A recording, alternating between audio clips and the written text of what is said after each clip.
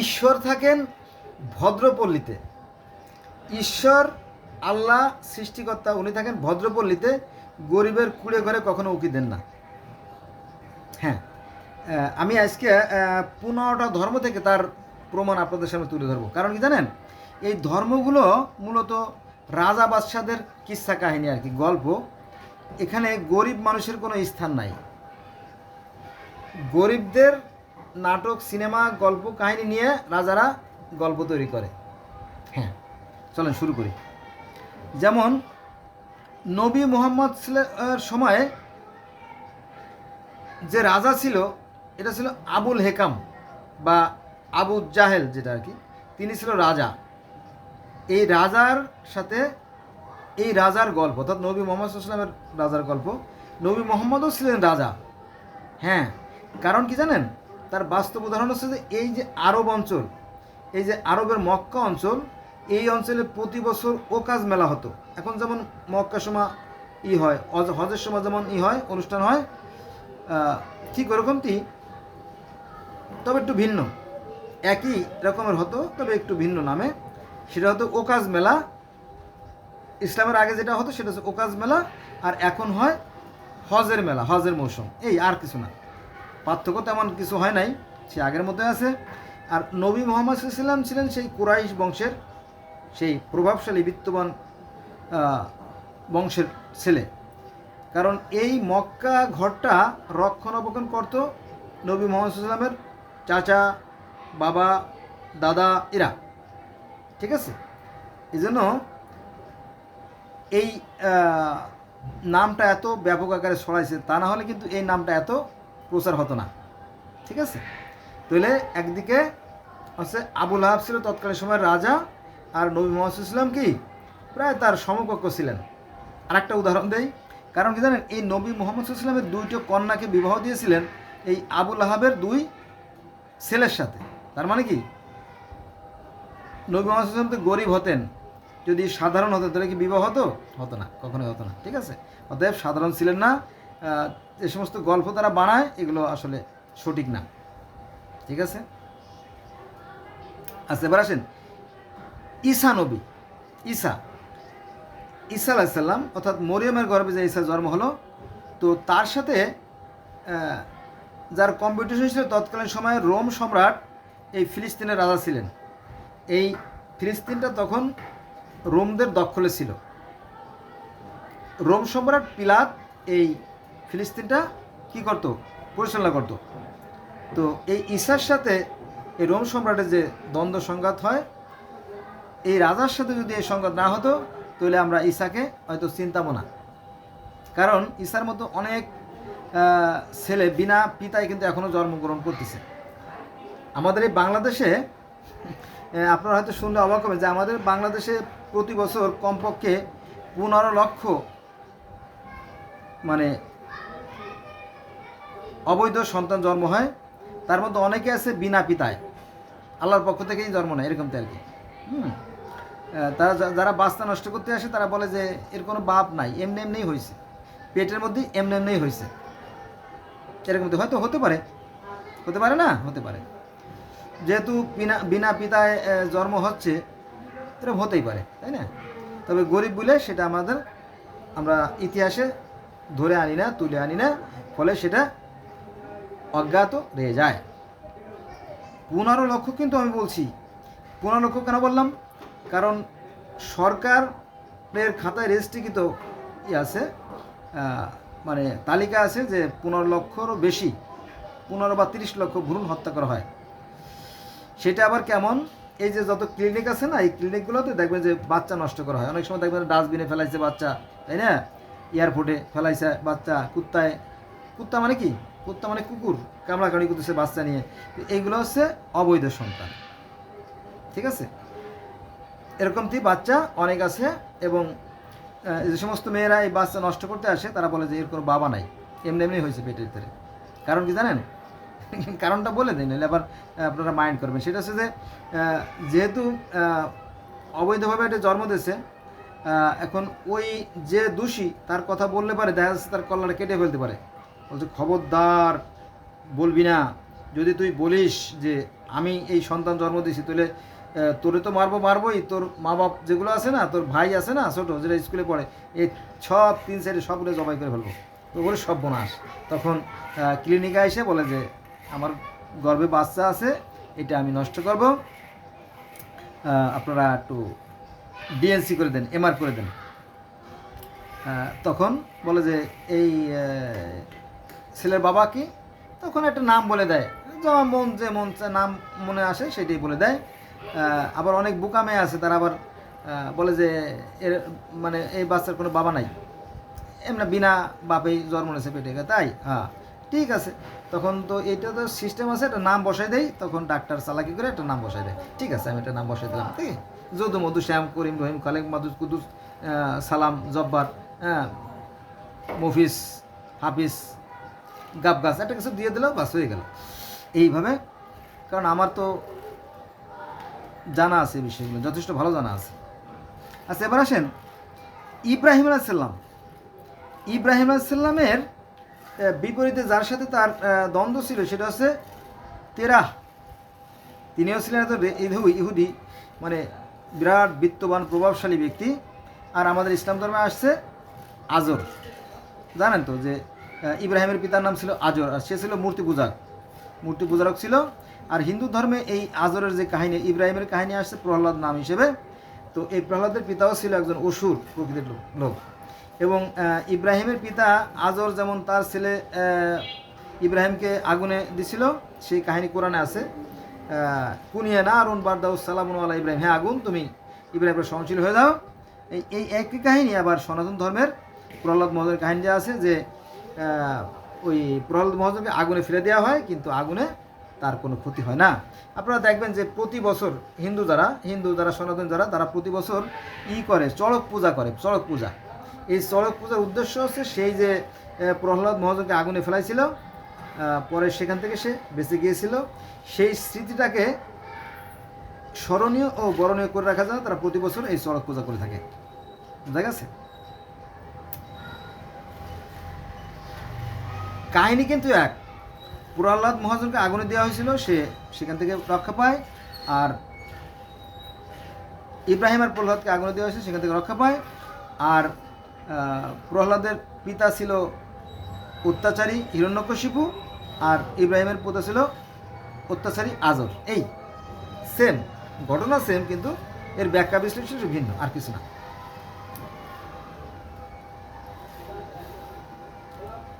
আচ্ছা, গৌতম বুদ্ধ এত বিখ্যাত হলেন কী করে? কারণ তিনি ছিলেন রাজার পুত্র, এবং তার বাবাও ছিলেন একজন বড় মাপের রাজা। এবং এই গৌতম বুদ্ধের সাথে তৎকালীন সময় যে রাজা ছিল, তার সাথে একটা নদীর হিস্সা নিয়ে, নদীর পানি নিয়ে একটা দ্বন্দ্ব চলছিল। তো প্রায় যুদ্ধ লেগে যায় অবস্থা। তখন গৌতম বুদ্ধ বলল যে আমি মাফও চাই, আমি দোয়াও চাই, আমি যুদ্ধ করতে রাজি না, আমার দ্বারা কোনো প্রাণ নাশ না হয়, কোনো প্রাণের যাতে ক্ষতি না হয়। ঠিক আছে? আমরা তো ধর্মের জন্য অনেক হাজার লাখ জীবন নষ্ট করি, ঠিক আছে না? কিন্তু না, জীবনের জন্য কোনো এই ধর্মের জন্য কোনো জীবন নষ্ট করা যাবে না। প্রয়োজনে অনেক ধর্ম বিলীন হয়ে যাক, জীবন নষ্ট না হোক, কারণ জীবনের মূল্য অনেক বেশি। আমার কথা বোঝেন নাই? বলতেছিলাম যে ধর্ম জাহান নামে যাক, জীবনের কোনো ক্ষতি না হয়, কারণ জীবন তো সৃষ্টিকর্তা আল্লাহর সৃষ্টি। এই জীবন জানি রক্ষা পায়, ধর্ম গেলে আমরা আরেক ধর্ম পালন করব, সেটা গেলে আরেকটা ধর্ম পালন করবো, সেটা গেলে আরেকটা ধর্ম পালন করবো, কারণ পৃথিবীতে অনেক ধর্ম আছে, কিন্তু জীবন একবার চলে গেলে জীবন আর ফিরে পাওয়া যাবে। ঠিক আছে? বিষয়টা হচ্ছে এরকম যে মানুষের প্রয়োজনে কিন্তু ধর্মের প্রয়োজনে মানুষ নয়। অতএব আমরা মানুষের সেবা করব। আরতির থালা তসবির বালা আসিবে না কোনো কাজে, মানুষ করিবে মানুষের সেবা, আর সব কিছু বাজে। আপনারা যদি কোরআন শরীফ পড়েন তাহলে দেখবেন যে আল্লাহ বলতেছে, আমি দুই ব্যক্তির পাপ কখনোই ক্ষমা করব না, যারা অন্যের হক নষ্ট করে তাদেরকে আমি ক্ষমা করব না। তার মানে কি, অন্য মানুষকে ভালোবাসলে আল্লাহকেই ভালোবাসা হয়। যে তার সৃষ্টিকে ভালোবাসে আল্লাহকেই ভালোবাসা হয়, সেই কথা বলা হয়েছে। আর যারা শিরক করে তাদেরকে আল্লাহ ক্ষমা করবে না। এটা কোরআনের কথা, কিন্তু it is not a simple matter. আচ্ছা, এবার আসেন রাজা দাউদ রাজা গলিয়াতের সাথে যে যুদ্ধ করে, রাজা গলিয়াত যেহেতু রাজা ছিলেন,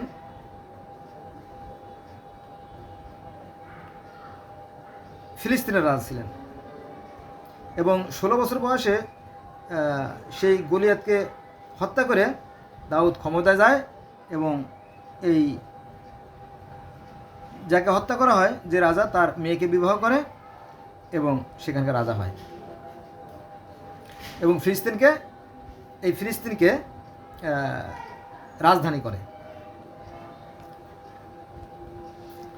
যাক, তো দেখেন যে রাজা মানে নবী মোহাম্মদ সাল্লাল্লাহু আলাইহি ওয়াসাল্লামের সাথে রাজার সম্পর্ক, ঈসা আলাইহিস সালামের সাথে রাজার সম্পর্ক, মুসা আলাইহিস সালামের সাথে রাজার সম্পর্ক, ইব্রাহিমের সাথে রাজার সম্পর্ক, প্রহ্লাদের সাথে রাজার সম্পর্ক, গৌতম বুদ্ধের সাথে রাজার সম্পর্ক, দাউদের সাথে রাজার সম্পর্ক। এভাবে রাজার সাথে সম্পর্ক না হলে এই ধর্মগুলো এত বড় হতো না, কারণ এরকম হাজার হাজার ঘটনা প্রতিদিন ঘটতেছে, কেউ খবর রাখে না, গরিব মানুষ তো। ওই জন্য প্রথমেই বলছি ভিডিওর যে ঈশ্বর থাকেন ভদ্রপল্লীতে, গরিবের কুড়ে করে ঈশ্বর উকি দেন না। আপনারা আমার ভিডিও নিয়ে একটু ভাববেন যে লোকটা কি বলল, তাই না? এখানে তো রাজার সাথে ধর্মপ্রবর্তকের কাহিনী সে বলতেছিলাম আর কি। আচ্ছা, এরপর দেখেন যে এই যে শিখ ধর্ম না, শিখ ধর্মের সাথে কিন্তু রাজার সম্পর্ক আছে। যেমন প্রথম শহীদ হয় গুরু অর্জুন দেব। এই শিখ ধর্মের প্রথম শহীদ হয় তিনি হচ্ছে গুরু অর্জুন দেব। দ্বিতীয় যিনি শহীদ হন সেটা হচ্ছে আপনার গুরু ত্যাগ বাহাদুর। তৃতীয় যিনি শহীদ হন তিনি হচ্ছেন গুরু গোবিন্দ বন্দী। প্রথম জনকে হত্যা করছে বাদশাহ জাহাঙ্গীর, দ্বিতীয় জনকে হত্যা করছে বাদশাহ আরঙ্গ, আর তৃতীয় জনকে হত্যা করছে বাদশাহ জাহাঙ্গীর। রাজাদের কাজ আছে কি? খুন খারাপি করা, অন্যের জমি লুট করা, দখল করা, এই তো।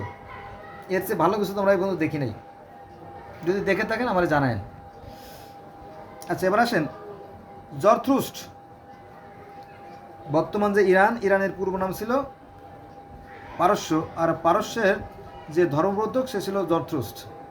এই জরথ্রুস্ট একটু ভালো মানুষ ছিল। উনি তো নবী মোহাম্মদ সাল্লাল্লাহু আলাইহি ওয়াসাল্লামের মতো সেই আল্লাহর কাছে গেছে, আল্লাহর সাথে দেখা সাক্ষাৎ করছেন, 5 ওয়াক্ত নামাজ নিয়ে আসছেন, মিরাজের কাছে আর কি, আজ থেকে 5000 বছর আগে, অর্থাৎ অনেক আগেই তো, তাই না? আল্লাহর কাছে গেছে, তো অনেক ভালো মানুষ না? তিনি ন্যায় নীতি আদর্শের কথা বলতেন, কিন্তু এটা ভালো লাগে নাই রাজা কি করলো? রাজা কাই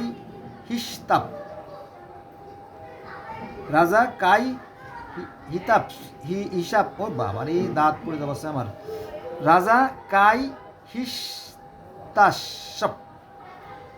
হিস্তাপস। আচ্ছা, উনি কী করে? প্রথমে ওই ধর্ম প্রচারের অপরাধে এই জরথ্রুস্টকে জেলে বন্দি করে ফেলালি পরে রাজার খুব একটা পছন্দের ঘোড়া, সেই ঘোড়াটা মারা যায়। রাজা ভীষণ শোকে বিহ্বল। এই খবর আবার জরথ্রুস্ট জানতে পারে। জরথ্রুস্ট জানার পরে লোকজন বলে, এই এদিকে আসো, শুনো। বলে কি? বলো যে রাজার বলে ঘোড়া মারা গেছে, ঘটনা সত্যি? হ্যাঁ, ঘোড়া মারা গেছে। রাজা তো খুব মন খারাপ, আমি যদি ঘোড়াকে জীবন্ত করে দিতে পারি। বললেন কি? মরা ঘোড়া আবার জীবন্ত হয় নাকি? বলে আমি যদি পারি। বলো যে তাহলে মন্দ কি? তখন বলো তুমি রাজা খবর দাও, ওই যে যারা জেলখানা, যারা জেলার বা জেলের যে কয়েদিদেরকে যারা পাহারা দেয়, তো ওর মধ্যে থেকে একজন যে রাজার খবর দিল, রাজামশাই বললো কি? অর্থাৎ কাই হিস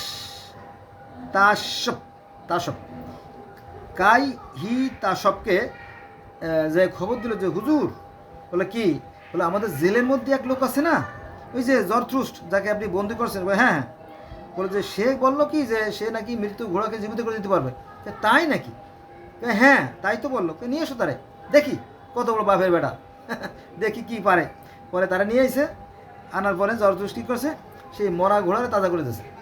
ও মা, এ তো দারুণ ব্যাপার।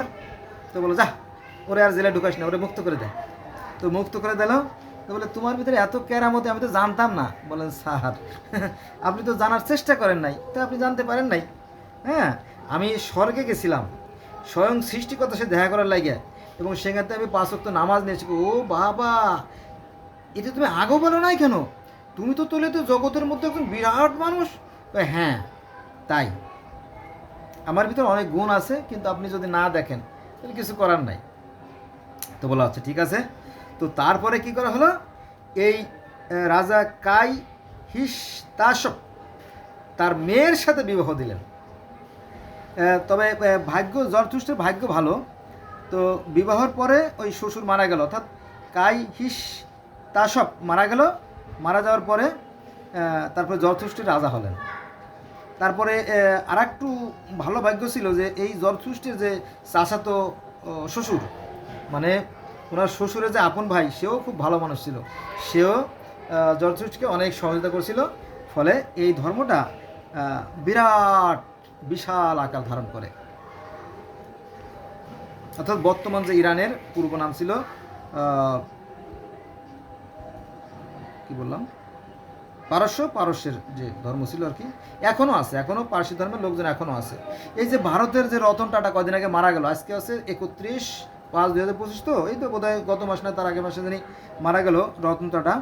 এরা কিন্তু বিখ্যাত পদে এবং ভারতের অনেক উঁচু পদে এই জরথুস্ট্র ধর্মের অনুসারীদের অবদান অনেক বেশি। ইহুদিদের পরে এদের স্থান, এদের অনেক সম্মান, অনেক জ্ঞানী এরা। আচ্ছা, এবার আসেন, এই জরথুস্টের এই সময় আরও, এটা হচ্ছে খ্রিস্টপূর্ব 3 শতকের ঘটনা। আলেকজান্ডার আবার আর আকাম করলো। সে আবার এই জরথুস্টের অনেক অনুসারীদেরকে হত্যা করে এবং সেই ধর্ম মন্দিরগুলো জ্বালিয়ে পুড়িয়ে দেয়।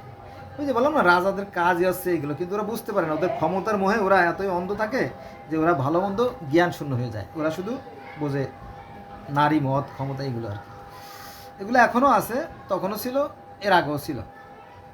আচ্ছা, এবার আসেন কনফুসিয়াস কিন্তু খুব একটা ভালো মানুষ ছিলেন এবং ওনার খুব সম্মান ছিল। উনি ছিলেন একজন প্রধানমন্ত্রী। এই যে চীনের যে কনফুসিয়াস ধর্মের প্রতিষ্ঠাতা কনফুসিয়াস, উনি কিন্তু ছিলেন প্রধানমন্ত্রী। সম্রাট শি ওয়াং চীনের পূর্ব অঞ্চল একেবারে রক্ত গঙ্গা বইয়ে দেয়। কিন্তু কই, কনফুসিয়াস তো রক্ত গঙ্গায় বইয়ে দেন নাই। সেই যে সম্রাট শি ওয়াং, তিনি তো মারা গেছেন, তাকে মানুষের ঘৃণা ভরে থুতু ছিটায়। কিন্তু কনফুসিয়াস ছিলেন খুবই ধৈর্যশীল মানুষ। এই কনফুসিয়াসকে কি করে, তাকে সেই প্রধানমন্ত্রীর পদ থেকে নামিয়ে দেয়। তো তিনি তো চলে যাওয়ার পরে তিনি এই যে ওনার যে ধর্ম, কনফুসিয়াস ধর্ম, এই গ্রন্থগুলো লেখেন, যেটা আজকাল, এই যে আজকে আমি যে কথা বলতেছি না, আজকে 31/5/2025 সাল আজ অবধি সেই কনফুসিয়াস লেখাগুলো চীনের বিখ্যাত যে এই বিশ্ববিদ্যালয়গুলো আছে সেখানে পড়ানো হয়। এজন্য ভালো কাজ করলে আপনি বেঁচে থাকবেন আপনার কর্মের মাধ্যমে। মানুষ বাঁচে কর্মের মধ্যে, বয়সের মধ্যে নয়। এরকম শুনছেন না? কি জানি একটু পড়ছিলাম, আগে ভুলে গেছি, ভাব সমস্যা সারাংশ জানি পড়ছিলাম, মনে নাই। আচ্ছা, এই যে কনফুসিয়াসের জন্ম হচ্ছে 551 খ্রিস্টপূর্বাব্দে। 551 খ্রিস্টপূর্বাব্দে নিজ রাজ্য, মানে কনফুসিয়াসের নিজ রাজ্য লু ত্যাগ করে রাজার ষড়যন্ত্রের ফলে পরে হিজরত করে তিনি। এই আর কি, যাক, শুধু তাই না, এই যে রাজা ষড়যন্ত্র করে তো কনফুসিয়াসকে তার প্রধানমন্ত্রী থেকে তাড়াই দিলই, তার লেখা যে গ্রন্থগুলো ছিল তাও হচ্ছে জ্বালাই পোড়াই দিচ্ছে। তারপরে এই গ্রন্থগুলো আবার লেখা হয়েছে বা সংগ্রহ করা হয়েছে, এরকম আর কি। রাজাদের কাম দেখবেন শয়তানি কাজ ছাড়া ভালো কাজ নাই। হ্যাঁ,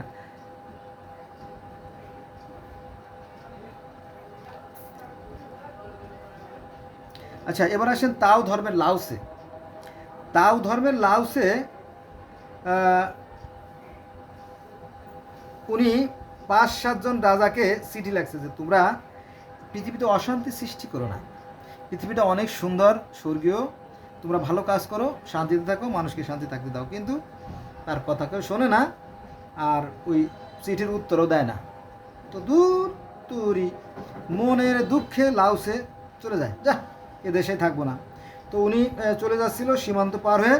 তো একজন সীমান্ত প্রহরী, বর্তমানে আমাদের কি বিজিবি বা বিডিআর যাই বলেন, তো এই একজন ওনার চিনে ফেলায়, হুজুর আপনি কোথায় যাচ্ছেন? বলে যে আমি এই চীন থেকে বিদায় নিয়ে চলে যাচ্ছি, এদেশে থাকবো না, এদেশে কোনো বিচার নাই, আমার মূল্যায়ন করে নাই, আমি তো আর কারো মাথায় বাড়ি দিতে দিই না, আমি তো তাদেরকে ভালো কথা বলছি যে এই যুদ্ধ অন্যায় যুদ্ধ করো না, এই অন্যায় যুদ্ধ করো না, যারা অন্যায় করছে আমি তো তাদের বিরুদ্ধেই কথা বলছি, তারা যদি না শোনে, কে না হুজুর আপনাকে যেতে দেবো না।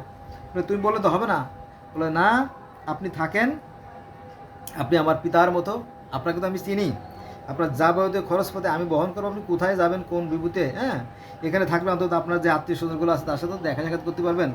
তো লাউসে যেহেতু জ্ঞানী মানুষ, জানেন তো যারা ধর্মপ্রবর্তক তাদের বেশিরভাগই জ্ঞানী হয়, আবার ডাকায়তো আছে, নাম বললে খবর আছে। তো এই লাউসে ছিল খুব ভালো মানুষ। তো বলো ঠিক আছে, তুমি যখন এতই করে বলতেছো ঠিক এই যাই। তো উনি থেকে গেল এবং নীরবে নিভৃতে সঙ্গোপনে বসে বসে, পাথরের পর বসে বসে বসে বসে বসে বসে এই যে তাও ধর্মের যে গ্রন্থগুলো লিখে গেছে, এই অনেক সুন্দর। তাও বলতে এই বিশ্ব প্রকৃতি, বলা হয় যে এই প্রকৃতি আমাদের সৃষ্টিকর্তা, এই প্রকৃতি আমার মায়ের মতো, এই প্রকৃতি আমাদেরকে কোলে কোলে উঠে লালন পালন করে, আবার আমাদের যখন বয়স বেড়ে যায়, যখন আমরা বৃদ্ধ হয়ে যাই, যখন কুচুচ হয়ে যায়, তখন আমাদেরকে ভেঙে চুরে ওই ভাঙ্গা হাড়ির মতো, যেমন ভাঙ্গা হাড়িতে যে সমস্ত প্লাস্টিক যে সমস্ত অ্যালুমিনিয়াম ফেলে দেয়, ওইটা আবার কারখানায় গিয়ে নতুন হয়ে আসে। তো ওরকম দিন আমাদের দেহ যখন ক্ষয়প্রাপ্ত হয়ে যায়, তখন সেটাকে নষ্ট করে আবার নতুন রূপ ধারণ করে, যদি সে ভালো কাজ করে। আর যদি মন্দ কাজ করে তাহলে সে প্রকৃতির বিধান অনুযায়ী ধ্বংস হয়ে যায়। সুন্দর। তাও ধর্মের লোকেরা, তাও ধর্মের কোনো বাড়াবাড়ি নেই, পাও ধর্ম বলে সব ধর্ম আনো, যত ধর্ম আছে দুনিয়ায় সব আনো, আমরা সব ধর্ম সম্বন্ধে জানি, তাদের কিন্তু জ্ঞান অনেক ঊর্ধ্বের জ্ঞান। হ্যাঁ, তো এই যারা তাও ধর্ম অনুসরণ করে তাদের মধ্যে কোনো হিংসা বিদ্বেষ ঘৃণা নাই, তারা খুবই ভালো মানুষ। আমার মনে হয় জান্নাতে গেলে তাদের একটা পার্সেন্টেজ থাকবে, কারণ জাপানিরা খুবই বিনয়ী ভদ্র, জানেন তো জাপানিরা খুবই ভদ্র, আর তাদের মধ্যে দুর্নীতি নাই। দুর্নীতি থাকলে থাক, কিন্তু আমরা জানি যে তারা পানিও দূষিত করে না, বাতাসও দূষিত করে না, মাটিও দূষিত করে না, অনেক সুন্দর, তাই না? আর সুন্দরের ফল সুন্দরই হওয়া উচিত, তাই না? যেমন মিষ্টি গাছে মিষ্টি ফল, টক গাছে টক ফল, ঝাল গাছে ঝাল ফল, তাই না? তো তাই তো হওয়া উচিত, তাই না?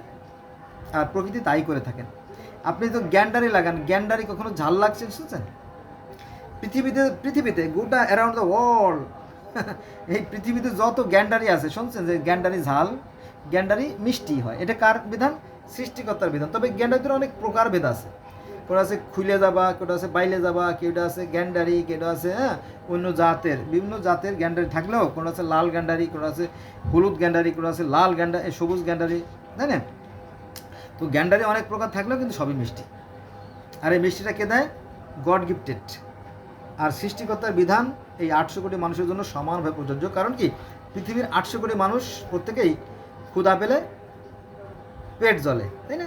একই বিধান। আচ্ছা, এবার আসেন বাহাউল্লাহ। বাহাউল্লাহ বলতে আমাদের ইসলাম ধর্মের আর একটা শাখা বাহাউল্লাহ। এটা হচ্ছে অটোম্যান সম্রাট, অটোম্যান সম্রাটরা যখন রাজত্ব করতো তখন এই বাহাউল্লাহর আবির্ভাব ঘটে। তো জানেন যারা ধর্মপ্রবর্তক তারা কিন্তু খুবই সৎ, নিরীহ, ভদ্র হয়ে থাকে অধিকাংশ ক্ষেত্রে আর কি। তো এই বাহাউল্লাহ ছিলেন ভদ্র টাইপের মানুষ ছিলেন। তিনি কি করলেন, এই অটোম্যানের অত্যাচারে, অটোম্যান সাম্রাজ্যের অত্যাচারে দেশ ত্যাগ করে অ্যাডনে চলে যায়। পরের বার তো যখন রাজা যখন আবার ধ্বংসপ্রাপ্ত হয়, রাজারা কিন্তু বেশি দিন থাকে না, দেখুন ধ্বংস হয়ে যায়, বেশিরভাগ অস্ত্রের পিছনে পড়ে যায়। পৃথিবীর ইতিহাস ঘাটেন, দেখেন কারো দিন ভালো কাটে নাই কোনো রাজা বাদশার। এই যে একটু আগে দেখলাম আং সাং চুসি, অর্থাৎ সেই যে ইসের মালয়েশিয়া নাকি ওনার বাড়ি, না মালয়েশিয়া না, মায়ানমারের যে প্রধানমন্ত্রী অং সাং চুসি, উনি কিন্তু নোবেল বিজয়ী, উনি কিন্তু জেলের মধ্যে পৌঁছতেছে। এর আগেও জেলে ছিল, কিছু সময় বেরোয়ছে, আবার জেলে এখন আছে। তো আমাদের আশেপাশে যে সমস্ত নোবেল বিজয়ী যারা আছে তারাও কিন্তু ধ্বংসপ্রাপ্ত হবে। আর যদি ভালো কাজ করে তাহলে ভালো ফল পাবে। যাই হোক, দুটো কথাই বললাম যে এক মুখে দুই কথা কেমন কথা। হ্যাঁ, এটাই সত্যি। ভালো কাজ করলে ভালো ফল পাবে, যদি মন্দ কাজ করে মন্দ ফল পাবে। এবার আসেন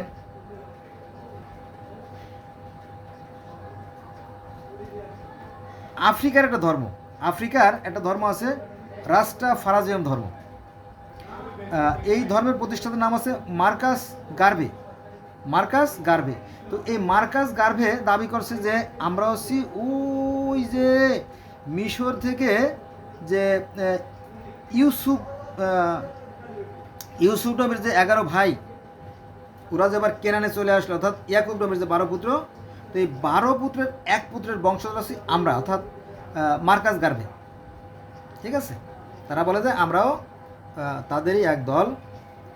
তো ক্যারিবীয় অঞ্চলে, অর্থাৎ আফ্রিকার ক্যারিবীয় অঞ্চল থেকে আফ্রিকা কি লেখছে আমি ভুলে গেছি আর কি, মানে ডিলিট হয়ে গেছে। ক্যারিবিয়া অঞ্চল থেকে আফ্রিকা জোর করে নিয়ে আসে সাদা মানুষেরা। ওই যে এবার ক্লিয়ার আছে। একসময় এই যে আমেরিকানরা আফ্রিকা থেকে লোকজন ধরে নিয়ে ওরা দাস হিসেবে বিক্রি করতো, গরু ছাগলের মতো। এখনও অবশ্য গরু ছাগলের মতো আছে, যেমন ওই দিন দেখলাম যে আফগানিস্তানে মহিলাদেরকে বিক্রি করা হয় গরু ছাগলের মতো। এবং হ্যাঁ, আছে, আমাদের দেশেও আছে। তো ওই সময় এটা বেশি ছিল, এখন কমে গেছে আর কি। তো সাদা মানুষেরা কী করতো, ইহুদিকে ধরে নিয়ে আসতো আর কি, ধরে এনে বিক্রি করতো, সেই প্রথা ছিল, জানেন তো। এখন আস্তে আস্তে বিলুপ্ত হয়ে গেছে। এই এবার আসেন রামের নাম এতটা বিকশিত প্রচারিত হতো না যদি রামের পিতা দশরথ রাজা না হতেন। তবে তিনি একজন মহৎ রাজা ছিলেন। কারণ এই মহৎ রাজা কেন বললাম জানেন? কারণ এই রাজা দশরথের কোনো সন্তানও ছিল না। তখন তিনি ঈশ্বরের কাছে, অর্থাৎ সৃষ্টিকর্তা আল্লাহর কাছে আশীর্বাদ করলে, হে আল্লাহ, তুমি তো আমাকে রাজ্য দিছো, 3-3টা স্ত্রী আমার আছে, কিন্তু আমার তো কোনো সন্তান নাই। তখন তিনি অগ্নিতে যজ্ঞ করতেছিলেন। তখন অগ্নির মধ্য থেকে ঈশ্বর আবার প্রকাশিত হলেন, অতিকায় জ্যোতিময়। যেমন মুসা আলাইহিস সালাম তুর পাহাড়ে আল্লাহকে দেখছিলেন, অনেক জ্যোতিময়, যে হেই দশরথ, তুই কি চাস? তো ঈশ্বর বলল যে হে ভগবান, তুমি তো আমাকে সবই দিছো, আমার তো কোনো সন্তান নাই, আমার মনের ভিতরে অনেক ব্যথা, যদি আমার কয়েকটা সন্তান থাকতো তাহলে ভালো হতো। তাই আচ্ছা ঠিক আছে, যা, তোকে আমি পায়েস খাওয়াই দিলাম, এটা তোর স্ত্রী খাওয়াই দিস, সন্তান হবে। তোর খাওয়াই দেওয়ার পরে তারপরে রাম, লক্ষ্মণ, ভরত, শত্রুঘ্ন, মোট 4টে ছেলে জন্ম হলো।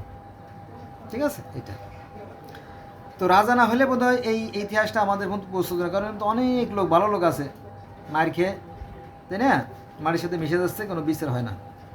তারপরে কৃষ্ণের সাথে রাজা কংসের সম্পর্ক। কংস ছিল তৎকালীন সময় রাজা, মথুরা রাজা ছিল কে? কংস। রাজা না থাকলে কৃষ্ণ তো আরও 7-7টা ভাই এনে মারি ফেলছে, তাদের কোনো খবর আছে?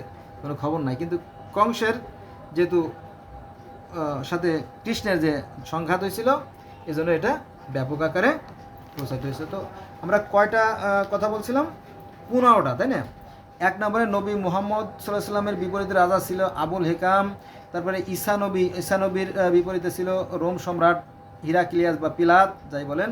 তারপরে মুসার সময় ছিল ফেরাউন মানে কি, রামশিস বলেন, আর তুতেন খোমেন, আখেনাতেন বা আমনরা যাই বলেন। হ্যাঁ, কারণ এই মিশরীয় রাজার সংখ্যা ছিল প্রায় 300-এরও অধিক। কার কথা বলবেন? এখন মুসার সময় ছিল কি, রামশিস ছিল বলে, দ্বিতীয় রামশিস ছিল বলে ধারণা করা হয়।